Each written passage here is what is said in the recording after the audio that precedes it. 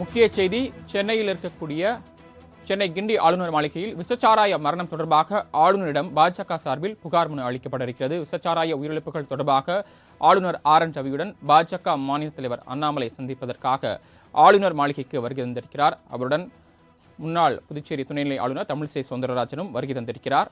அந்த காட்சிகளை தற்போது நாம் பார்த்துக் கொண்டிருக்கிறோம். சென்னை கிண்டியில் உள்ள ஆளுநர் மாளிகைக்கு பாஜக மாநில தலைவர் அண்ணாமலை வருகை தந்திருக்கிறார். ஆளுநரை சந்தித்து கள்ளக்குறிச்சி விஷச்சாராய மரணம் தொடர்பாக மனு அளிக்க இருக்கிறார். கூடுதல் விவரங்களை வழங்குவதற்காக செய்தியாளர் சந்தோஷ் இணைப்பில் காத்திருக்கிறார். சந்தோஷ், கூடுதல் விவரங்கள். வணக்கம் சரவணன். கள்ளக்குறிச்சி கள்ளச்சாராய விவகாரம் தொடர்பாக பாஜக மாநில தலைவர் அண்ணாமலை தலைமையிலான பாஜக நிர்வாகிகள் தற்போது சென்னை கிண்டியில் இருக்கக்கூடிய ஆளுநர் மாளிகையில் ஆளுநர் RN ரவியை சந்தித்து அந்த மனுவினை கொடுக்க இருக்கும் காட்சியை தான் தொடர்ச்சியாக பார்த்து முடிகிறோம். குறிப்பாக 57 மரணங்களை தொட்டிருக்கக்கூடிய இந்த கள்ளக்குறிச்சி கள்ளச்சாராய விவகாரம் என்பது தமிழகத்தில் பெரும் பரபரப்பை ஏற்படுத்தி வரக்கூடிய நிலையில் 100க்கும் மேற்பட்டோர் மேலும் மருத்துவமனையில் சிகிச்சை பெற்று வருகின்றனர்.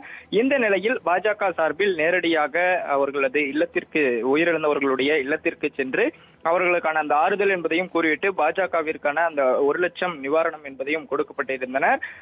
அதன் பிறகாக பாஜக தரப்பில் இருந்து தொடர்ச்சியாக இந்த கள்ளக்குறிச்சி கள்ளச்சாராய விவகாரத்தில் CBI விசாரணைக்கு முற்படுத்த வேண்டும் என்றும் விரைவுபடுத்த வேண்டும், இதில் சம்பந்தப்பட்ட அரசியல்வாதிகள் மற்றும் MLA அமைச்சர்கள் யாராக இருந்தாலும் தண்டிக்கப்பட வேண்டும் என்ற கருத்தினை முன்வைத்து தொடர்ச்சியாக போராட்டம் என்பதனை கூட மாநில அளவிலான போராட்டமாக பாஜக கையில் எடுத்திருந்தது.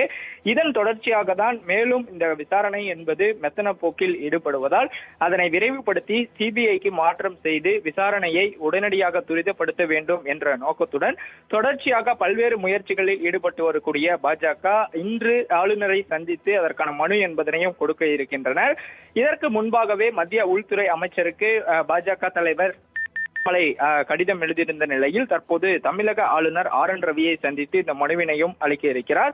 குறிப்பாக தமிழக பாஜக தலைவர் அண்ணாமலையுடன் முன்னாள் பாஜக தலைவர் தமிழிசை சவுந்தரராஜன் மற்றும் அண்மையில் பாஜகவில் இணைந்த முன்னாள் அமைச்சர் பொன்னுசாமி மற்றும் கார்த்திகாயனி, AG சம்பத், அருள் ஆகியோர் இந்த ஆளுநரை சந்தித்து மனு அளிப்பதற்காக அண்ணாமலையுடன் இந்த பாஜக குழு என்பதுதான் தற்போது அந்த காட்சி என்பதை தொடர்ச்சியாக பார்த்து வருகிறோம். மனுவிற்கு பிறகாகவே எந்த மாதிரியான நடவடிக்கைகள் எடுக்கப்படும் என்பது குறித்தான விவரங்கள் என்பதெல்லாம் பின்புதான் தெரிய வரும். சரவணன். தமிழ்நாடு ஆளுநர் RN ரவியுடனான பாஜக மாநில தலைவர் அண்ணாமலை சந்திப்பு குறித்த விரிவான விவரங்களை வழங்கியமைக்கு நன்றி சந்தோஷ்.